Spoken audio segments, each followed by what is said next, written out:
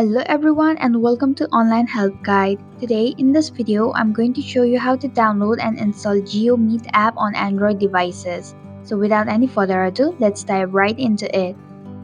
Open up your Play Store. In the search box, type in GeoMeet app and perform your search.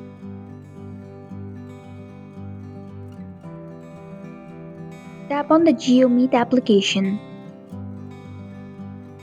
Then tap on the install button to begin the downloading process. It will take a while to download the app.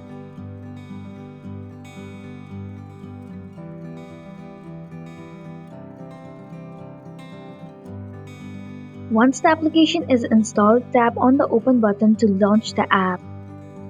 And that's it. Thank you for watching the online help guide. I hope this video was helpful. If it was, please hit the like button and comment if you have any questions or feedback.